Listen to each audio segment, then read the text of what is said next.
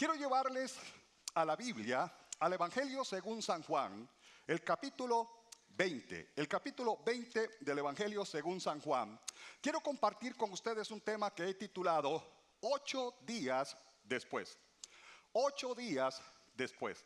¿Qué pasó la semana siguiente de la resurrección? ¿Qué sucedió el domingo siguiente de la resurrección? 8 días después. Juan, capítulo 20, versículo 24. Cuando lo tengan, digan un fuerte amén. Dice, pero Tomás, uno de los 12. Nota que ya Judas había descansado en paz. Pero la Biblia sigue llamando los 12, aunque ya eran 11. La Biblia los sigue llamando los 12. Pero Tomás, uno de los 12, llamado Dídimo. Dídimo significa gemelo. Llamado Dídimo, no estaba con ellos cuando Jesús vino. Le dijeron pues los otros discípulos, al Señor hemos visto. Él les dijo, si no viera en sus manos la señal de los clavos, si metiere mi dedo en el lugar de los clavos, si metiere mi mano en su costado, no creeré. 8 días después, estaban otra vez sus discípulos dentro y con ellos Tomás. Llegó Jesús, estando las puertas cerradas, y se puso en medio y les dijo, paz a vosotros. Luego dijo a Tomás, pon aquí tu dedo y mira mis manos y acerca tu mano y métela en mi costado y no seas incrédulo, sino creyente. Entonces Tomás respondió y le dijo, Señor mío y Dios mío. Jesús le dijo, porque me has visto, Tomás, creíste. Bienaventurados los que no vieron y creyeron. Alza tu mano y di, yo soy bienaventurado porque aunque no he visto, he creído. Amén. Toma tu lugar, toma tu asiento. Esta mañana en nuestro primer servicio, este es nuestro segundo servicio del día. En nuestro primer servicio estaba compartiendo algunas particularidades del Evangelio según San Juan. En algunas oportunidades hemos compartido la gran diferencia que hay entre los primeros 3 evangelios, Mateo, Marcos y Lucas, y el Evangelio de Juan. Mateo, Marcos y Lucas se les llama, se les denomina, se les conoce como los evangelios sinópticos. Sinopsis significa similar, una similitud. Cuando leemos Mateo, Marcos y Lucas, encontramos casi las mismas parábolas, los mismos milagros, muchas frases, casi palabra por palabra, letra por letra. Aunque Mateo iba dirigido y enfocado para una nación, un auditorio, un público en general. Unos escribieron para los judíos, como en el caso de Mateo. Otros escribieron para los griegos, como el caso de Lucas. Otros escribieron para los romanos, como en el caso de Marcos. Mateo, Marcos y Lucas tenían destinatarios diferentes. Por eso los 3 evangelios son una sinopsis, similares, enseñan muchas cosas que uno dice, bueno, casi es lo mismo. Pero en el Evangelio según San Juan hallamos particularidades excepcionales. Juan es el evangelio teológico, pero también es el evangelio que nos hace ver el corazón de nuestro Señor Jesucristo. En Juan encontramos las enseñanzas más profundas de Jesús, las enseñanzas más teológicas del Señor Jesucristo. Pero también encontramos en Juan sus oraciones, orando por sus discípulos, orando por el mundo. Hallamos a Jesús en conversaciones íntimas con sus discípulos. Hallamos las conversaciones más privadas de Jesús. Hallamos un evangelio teológico, pero también un evangelio que llega a tocar el corazón porque abre el corazón de Jesús a su pueblo. Esa es la gran diferencia entre el evangelio según San Juan y los evangelios sinópticos. De hecho, Juan, el propósito que tenía Juan era demostrar indudablemente que Jesucristo era el Hijo de Dios. ¿Cuántos creen que Él es el Hijo de Dios? Ese era el empeño, ese era el deseo, ese era el propósito de Juan. Demostrar indubitablemente que Jesús era más que un profeta, más que un discípulo, más que un maestro, más que un rabino. Demostrar que Jesús era verdaderamente el Hijo de Dios. Y entre las cosas que utiliza 7 milagros. Y de los 7 milagros que Juan expresa, 5 son exclusivos de él. No aparecen en ningún otro evangelio. Y esos 7 milagros que Juan escoge para plasmarlos en su evangelio son milagros sobrenaturales eminentemente. Milagros que solo Dios podía hacer. Milagros que solo Dios hecho hombre podía realizar. Son 7 milagros, 5 de ellos solamente selectivos, sumamente específicos del evangelio de Juan, para demostrar por todos los medios que Jesucristo es el Hijo de Dios. A estas alturas, a la altura del capítulo 20, hallamos a Jesús 8 días después, el domingo siguiente a la resurrección. El domingo siguiente a la resurrección estaban los discípulos, incluyendo a Tomás. Pero días antes, ya Jesús se había presentado a sus discípulos. Ya Jesús había aparecido, resucitado a sus discípulos. Pero Tomás no estaba. Tomás se la perdió. Tomás no estaba. Cuando aparece Tomás, los discípulos vienen y le dicen: vino Jesús. Jesús está vivo. Estuvo aquí con nosotros. Y yo me imagino a Tomás como buen tico.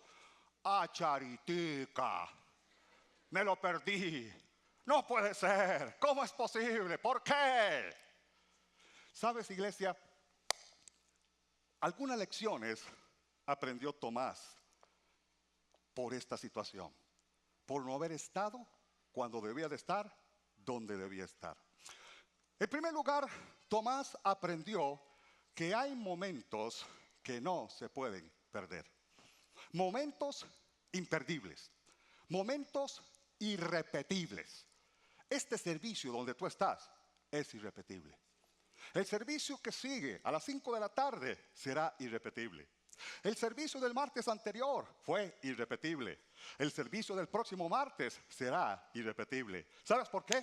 Porque la Biblia dice que nuevas son cada mañana las misericordias de Dios. Dios es un Dios que quiere darte cosas nuevas. Dios es un Dios que quiere darte cosas frescas. Dios es un Dios que no solamente quiere, sino que tiene experiencias nuevas todos los días de nuestra vida, porque Él es un Dios de milagros, un Dios de lo imposible, un Dios para el cual nada es difícil. ¿Puedes bendecir el nombre del Rey, mi amado? ¡Aleluya!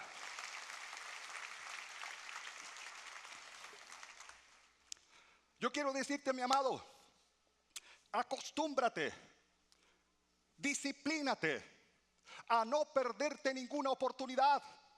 Cada momento, cada servicio, cada oportunidad que tú tengas para estar en la casa de Dios, para congregarte, para buscar del Señor, búscalo y no te lo pierdas. Tomás se perdió, en primer lugar, el ser uno de los primeros testigos de la resurrección de Jesús. Cuando Jesús aparece, y en la Biblia habla más o menos de unas 11 veces que Jesús apareció después de la resurrección. Pero la primera vez que Jesús aparece con sus discípulos, Tomás no estaba ahí. Se perdió, en primer lugar, la gran oportunidad de ser uno de los primeros testigos de la resurrección. Y lo que es más peor, se perdió una unción, una llenura, una impartición del Espíritu Santo. Porque la Biblia dice en los versículos anteriores, versículos 22 y 23, cuando estaban los discípulos, pero no estaba Tomás, Jesús se aparece, y en el versículo 22 dice: habiendo dicho esto, sopló y les dijo: recibid el Espíritu Santo, recibid el Espíritu Santo. Tomás no estaba ahí, se lo perdió. Se perdió el ser testigo primera mano de la resurrección. Se perdió una impartición del Espíritu Santo. Iglesia, hay momentos de oportunidad que son momentos irrepetibles. Acostúmbrate, disciplínate, atrévete a creer que cada día que tú vienes a la casa de Dios, algo va a pasar que no va a pasar nunca más. pero tú te lo vas a llevar, tú lo vas a recibir, tú lo vas a disfrutar, tú lo vas a arrebatar, porque Dios lo tiene para ti. Amén. Oh, bendito el nombre del Señor. Que no seamos nosotros los que tengamos que decir: ah, charitica, no vine a tal servicio y cayó la gloria de Dios. No vine a tal servicio y hubo una explosión de milagros. No vine a tal servicio, que se repita, que se repita. No, Señor, las cosas en el reino de Dios son irrepetibles. Amén. No se repiten. Así que no te lo pierdas. Aprende a estar en el lugar indicado, en el momento indicado, para recibir lo que Dios tiene para ti. Ahora, ¿por qué Tomás no estaba ahí? Por su carácter. Un carácter pesimista, un carácter de frustración. Cuando Tomás vio que a Jesús lo crucificaron y que lo llevaron a la tumba, que lo enterraron y lo dejaron ahí, dijo: ya está, hasta aquí llegamos. Se acabó, se terminó todo. Como dice la canción, todo se derrumbó. Perdimos a Jesús. Perdimos al Mesías, perdimos al Maestro. Mientras que los 10, porque Judas ya se había ido para el otro lado, mientras que los 10 se fueron a un aposento, se fueron a un lugar, aunque tenían temor, aunque tenían miedo, aunque estaban encerrados, pero estaban ahí, acuerpados, esperando algo, con alguna expectativa, con alguna esperanza. Tomás dijo: no, todo se acabó, ¿ya para qué? Me voy, no hay nada que hacer. Todo se acabó, todo se terminó. ¿Sabes? Nuestro carácter afecta nuestra vida espiritual. Nuestro carácter. Si tú eres una persona animada, eso te va a afectar para bien o para mal. Si eres una persona de frustración, eso te va a afectar para bien o para mal. Nuestro carácter siempre se va a manifestar y siempre va a afectar nuestra vida espiritual, sea para bien o sea para mal. En el caso de Tomás, por eso es tan importante, iglesia, trabajar con nuestro carácter. Por eso la Biblia dice que el fruto del Espíritu es el que moldea, es el que forma, es el que trabaja en nuestro carácter. Si algo necesitamos trabajar es nuestro carácter, porque a como tú eres, así será tu manifestación y tu experiencia espiritual. Hay personas que por su carácter se pierden tantas bendiciones. Y el pesimismo, la frustración de Tomás era evidente. ¿Por qué no estaba con los otros discípulos? Precisamente por su pesimismo. Dice la Biblia en Juan capítulo 14, versículo 4, para dar un ejemplo. Primero, Jesús estaba hablando con sus discípulos en el capítulo 14 de Juan, versículo 4, y les dice: ¿y sabéis a dónde voy y sabéis el camino? Le dijo Tomás: Señor, no sabemos a dónde vas. ¿Cómo pues podemos saber el camino? Jesús le dijo: yo soy el camino, la verdad y la vida. Nadie viene al Padre sino por mí. Si me conocieses, si me conocieses, también a mi Padre conoceríais, y desde ahora le conocéis y le habéis visto. Número 1. Se puede creer en Jesús sin realmente conocer a Jesús. Hay gente que cree sin conocerle. Hay gente que dice: bueno, yo creo en Jesús, yo creo en Dios. ¿Y usted cree que le puede sanar? Ay, yo no sé. Yo creo en Jesús, yo creo que Él murió en la cruz y que resucitó. ¿Y usted cree que le puede perdonar sus pecados? Ay, yo no sé, es que yo he sido tan terrible, yo he sido tan malo, yo he sido tan perverso. Se puede creer en Dios sin realmente haber conocido a Dios. Por eso lo importante no es solamente creer en Jesús, sino creerle a Jesús. Y sobre todo, conocer a Jesús, conocerle. Porque la Biblia dice, entonces cuando Tomás le dijo: Señor, no sabemos a dónde vas, ¿cómo podemos saber el camino? Y entonces Jesús le dice: Tomás, si me conocieses.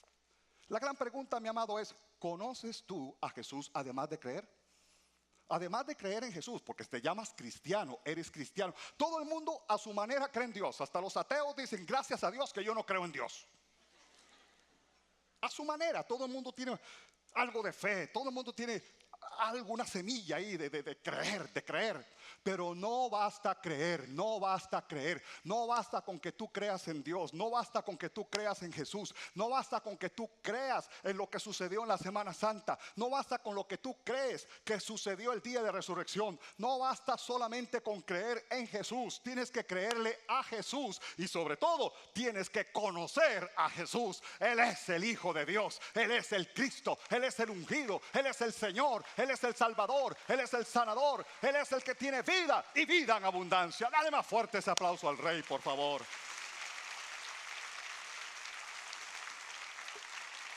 Aleluya. Además de esto, para hacer más leña del árbol caído, sigamos criticando a Tomás. En Juan capítulo 11, versículo 16, relata el momento en el que Jesús es advertido de que su amigo Lázaro estaba a punto de morir. Ahora, llegan donde Jesús y le dicen: tu amigo, el que amas, está enfermo, a punto de morir.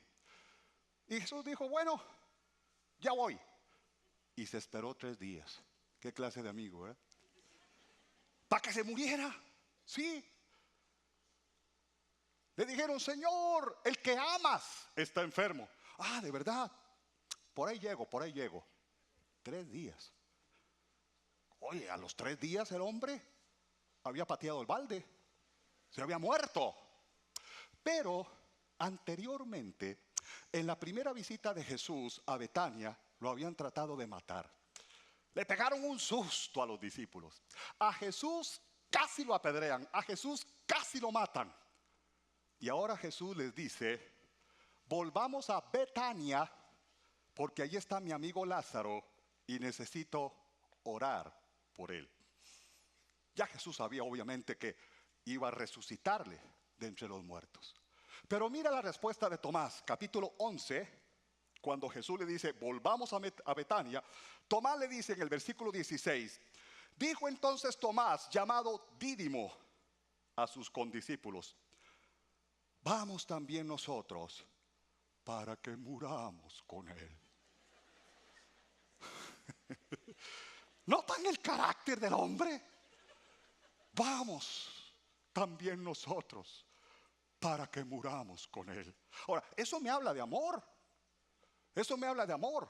Pero me enseña que a Jesús se le puede amar sin conocerle, sin saber realmente quién es y lo que puede hacer. Tal vez tú amas mucho a Dios, tal vez tú amas mucho a Jesús, pero no sabes realmente quién es Jesús. Tomás le dice: vamos para morir nosotros también con él. Estaba dispuesto a morir por Jesús, con Jesús, por amor a Jesús. Pero denota que no sabía quién era Jesús y no conocía el plan, el destino de Dios. Que Jesús no iba a morir en Betania, que a Jesús no lo iban a matar en Betania, que Jesús no era el momento, que ese no era el tiempo para que Jesús muriera, que él tenía que ir a Jerusalén, padecer, morir, pero también resucitar, porque ese era el plan, el destino, el propósito de Dios para la venida de su Hijo aquí en la tierra. ¿Puedes exaltarle? ¡Aleluya! Se puede creer en Jesús sin realmente conocerle. Se puede amar a Jesús sin realmente conocerle. Pero cuando tú le conoces, el Cristo resucitado puede cambiar, puede transformar no solo tu vida, sino cualquier circunstancia y cualquier situación. ¡Aleluya! No perder el momento. Hay momentos irrepetibles. Este campamento que viene para muchachos y muchachas de 11 a 18 años será irrepetible. No permitas que tus hijos se lo pierdan. No permitan, son oportunidades, son momentos irrepetibles, son tiempos de Dios, así como este momento será irrepetible. Amén. Hay que aprovechar las oportunidades de Dios. Número 2. La segunda lección que aprendió Tomás por no haber estado en el momento y en el lugar indicado es dominar la mente racional. Tenemos que aprender a controlar, a dominar nuestro raciocinio, que quiere levantarse por encima de la fe. La fe no es contraria a la razón, pero es superior a la razón. La fe no contradice la razón. Por algo Dios nos puso cerebro. Todos trajimos el cerebro hoy, ¿verdad que sí? El mío apenas está en proceso de despertarse, pero la fe no es contraria a la razón, pero es superior a la razón. Y cuando nosotros dejamos que la razón, nuestros pensamientos, nuestros argumentos, terrenos, humanos, nos dominen, no vamos a ver nunca la gloria y el poder de Dios. Pero cuando entendemos que nuestra vida es una vida de fe, que tenemos que vivir por fe, que tenemos que caminar por fe, que Dios nos ha llamado a una dimensión de fe, que es cierto que el mundo no entiende, que el mundo no comprende, pero nosotros no tenemos que darle razones al mundo, nosotros tenemos que darle experiencias al mundo. Yo sé que Cristo vive, yo sé que Cristo sana porque a mí me sanó, yo sé que Cristo liberta porque a mí me libertó, yo sé que Cristo bautiza porque a mí me bautizó, yo sé que Cristo bendice porque a mí me ha bendecido, yo sé que Cristo puede cambiar y transformar una vida porque mi vida fue cambiada y transformada. No estamos hablando de argumentos, estamos hablando de experiencia, y una experiencia vale más que 1000 argumentos. Aleluya, bendito el nombre del Señor. El versículo 25, volviendo a Juan 20, versículo 25 dice: si no viere en sus manos la señal de los clavos, y metiere mi dedo en el lugar de los clavos, y metiere mi mano en su costado, no creeré. Si algo tenía Tomás era determinación. Si no veo, si no toco, si no meto, no creeré. No creeré. Estaba determinado a dudar. Lo que es peor, estaba determinado a mantenerse en incredulidad. Duda es indeterminación de ánimo. A veces creemos, a veces no. A veces medio creemos. A veces nos sentimos alegres. Entramos desde que pasamos por la puerta del templo. Aleluya, gloria a Dios. Hoy yo vengo a recibir. Otras veces venimos arrastrando los pies. Hermano, Dios le bendiga. Dios le bendiga. Dios no me oye, Dios no me... Indeterminación, eso es duda. Duda es indeterminación de ánimo. Pero incredulidad es rechazar la verdad. El incrédulo no duda. El incrédulo rechaza la verdad. Y en ese punto estaba Tomás. Tomás no estaba dudando. Tomás era incrédulo. Si no veo, no creo. No creeré. ¿Qué dice el dicho? Ver para creer. Ver para creer. Pero ¿qué dice Jesús? Si quieres ver, primero cree. Porque al que cree, todo le es posible. Amén. Aleluya. Bendito el nombre del Señor. Oh, gracias a Dios. ¿Saben? Nosotros podemos seguir a Jesús sin realmente creerle. Estábamos hablando de conocer a Jesús, estamos hablando de amar a Jesús, estamos hablando de seguir a Jesús.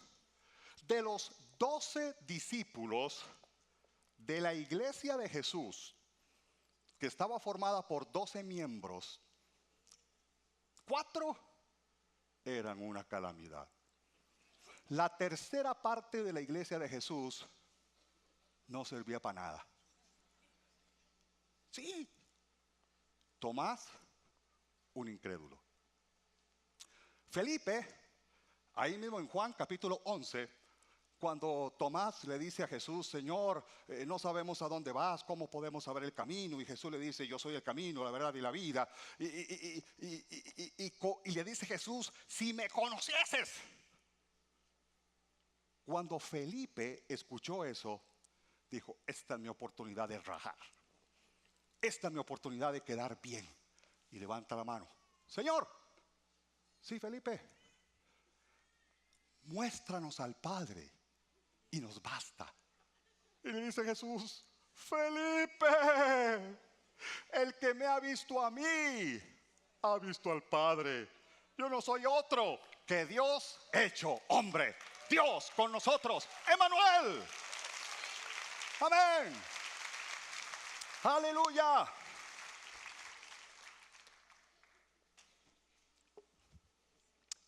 Un incrédulo, uno que estaba más perdido que el chiquito de la Llorona, Felipe. El tercero, Pedro, el que lo negó 3 veces por miedo, por temor. Por temor negó a Jesús 3 veces. A Pedro no le cantó el gallo, le cantó la gallina. Dice la Biblia que cuando cantó el gallo, ya Pedro había rechazado, había negado a Jesús 3 veces. Y cuando cantó el gallo, se acordó. Se acordó Pedro de que le había dicho a Jesús: Señor, si es necesario morir contigo, iremos contigo hasta la muerte. Y de verdad le cantó la gallina. Porque dice la Biblia que una mujer se acercó y le dijo: tú eres de ellos. No, a mí que me registren. Jamás, jamás. Y dice la Biblia que Pedro maldijo. ¿Se imagina? Mejor no se imagine, pero Pedro dijo malas palabras. Pedro se rajó con un chorro de malas palabras. Dice que comenzó a maldecir, que comenzó a injuriar, reiterando: yo no sé quién es ese. Yo no sé quién es ese que capturaron. Yo no conozco a ese que capturaron. Yo no tengo nada que ver con ese que capturaron. Le cantó la gallina a Pedro. Un incrédulo, Tomás. Uno desubicado, Felipe. Un miedoso, Pedro. Y el cuarto ya sabemos, Juditas, que en paz descanse. Nada más que hablar. Judas, nada que decir, ¿verdad? De los 12, 4 no valían la pena. Qué diferente al centro evangelístico, donde todo el mundo ama a Dios, sirve a Dios, conoce a Dios. Todos, el 100%, son pura vida. Créalo y denle un aplauso al Señor, por favor.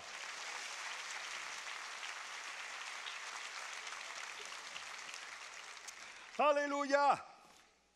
A Jesús hay que amarle, a Jesús hay que conocerle, a Jesús hay que seguirle, pero sobre todo a Jesús hay que creerle. No solamente creer en Jesús, sino creerle a Jesús. Creerle a Jesús. Y por último, Tomás aprendió otra lección. Debemos descansar en Jesús en medio de la crisis más grande. La crisis era: nos quitaron, nos arrebataron al Maestro, asesinaron a Jesús.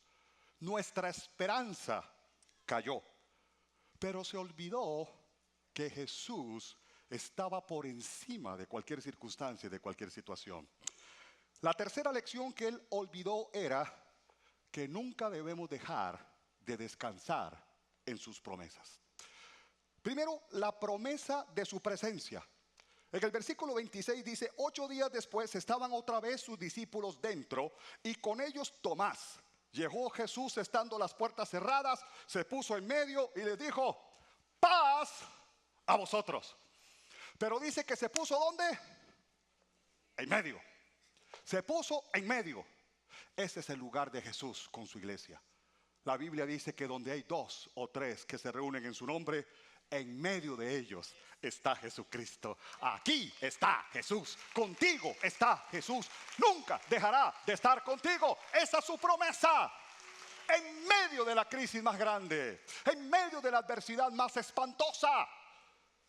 La Biblia dice que los discípulos, antes que Tomás estuviese con ellos, la primera vez, los discípulos estaban encerrados. Dice la Biblia, versículos 19 y 20, dice: cuando llegó la noche de aquel mismo día, el primero de la semana, estando las puertas cerradas en el lugar donde los discípulos estaban reunidos por oración, intercesión, adoración. ¿Por qué? por miedo. Estaban encerrados por miedo de los judíos. Vino Jesús y puesto en medio les dijo: paz a vosotros. Y cuando les hubo dicho esto, les mostró las manos, el costado, y los discípulos que tenían miedo, ¿ahora qué? Se regocijaron. Se regocijaron. El miedo se disipa cuando conoces al Cristo que ha resucitado. Si Cristo resucitó, si Cristo venció la muerte, va a vencer el cáncer, va a vencer la úlcera, va a vencer el licor, va a vencer la droga, va a vencer la infidelidad, va a vencer lo que tenga que vencer, porque Él es más que vencedor. Dale más fuerte ese aplauso al Rey, por favor. Aleluya. Amén. Paz, paz, paz, paz a vosotros. Estaban encerrados, tenían temor, estaban frustrados, pero dice la Biblia que Jesús se puso en medio, estando las puertas cerradas. ¿Para qué o por qué? Si Jesús tenía un cuerpo glorificado que atravesaba las paredes, que atravesaba las puertas. Jesús no tocó el timbre. Tin, ton, ton, tin. Jesús no vino con llaves. Ay, vale que traje el llavero. Voy a abrir la puerta. Jesús no tocó. Jesús atravesó. Amén. ¿Por qué un cuerpo glorificado con cicatrices naturales?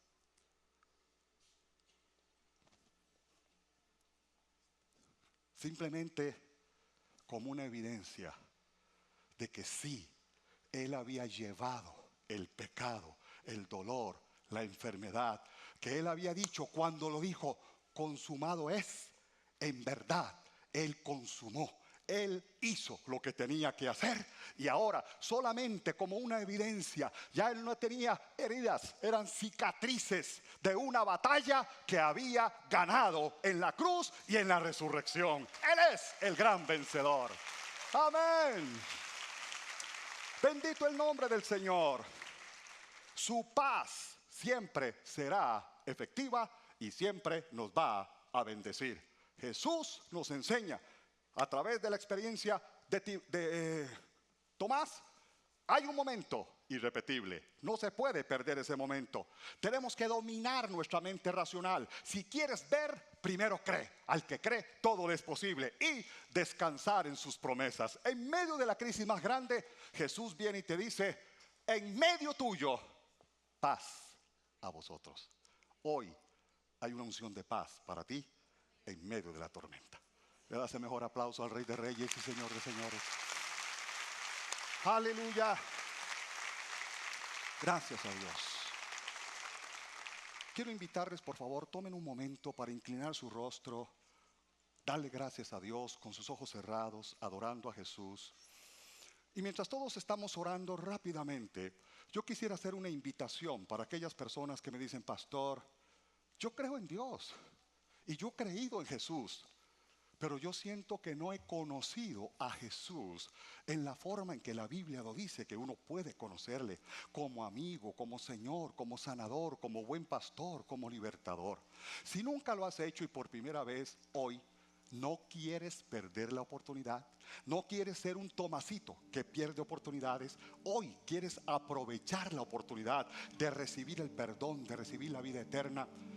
Número uno, tienes que reconocer que le has fallado a Dios. Tienes que pedirle perdón a Dios y tienes que aceptar a Jesús como tu Señor y Salvador personal. Concédeme el honor, el privilegio de dirigirte en una oración a través de la cual reconoces que le has fallado a Dios, le pides perdón y recibes a Jesús, el que vive, como tu Señor y Salvador personal. Si nunca lo has hecho y hoy lo quieres hacer por primera vez, valientemente levanta tu mano, alza tu mano y dile: yo no voy a perder esta oportunidad. Dios te bendiga. Mantén tu mano en alto. Un consejero quiere llegar donde tú te encuentras. Dios te bendiga, Dios te bendiga. Mantén tu mano en alto, donde quiera que estés, en los balcones, donde quiera que estés. Hay un consejero que quiere llegar donde tú estás para orar contigo, para orar por ti. Dios te bendiga. Vamos, Si hay alguien más que desea hacerlo, Dios bendiga a todas las personas que en este momento lo están haciendo. Es un momento de oportunidad. Que no tengas que lamentarte después. Que no tengas que decir después, ¿por qué no lo hice? Dios te bendiga, hija, gracias. Que no tengas que decir, ¿por qué no estuve ahí? ¿Por qué me perdí esto? No, hoy es el día de salvación. Este es el momento de tu oportunidad. Si hay alguien más que desea levantar su mano, por favor, hágalo en este instante. Dios bendiga a todas las personas que lo han hecho, que lo están haciendo. Y donde quiera que tú te encuentres, donde quiera que tú estés, únete a nosotros en esta sencilla oración de fe. Todos ustedes que levantaron su mano, oren conmigo así. Señor Jesús, arrepentido de mis pecados, pido que me perdones. Lávame, Jesús, con tu sangre. Te acepto como mi Señor y Salvador personal. Toma mi vida, la pongo en tus manos, la confío a ti, y desde ahora quiero conocerte a ti como mi Señor, como mi Salvador, como mi buen pastor. Gracias por salvarme. Gracias por tu sangre que me limpia de todo pecado y quita toda maldad. Amén. Démosle la más especial bienvenida a todas estas personas. Bienvenidos, bienvenidos. Felicidades. Bienvenidos al reino de Dios. Nos ponemos de pie esta mañana.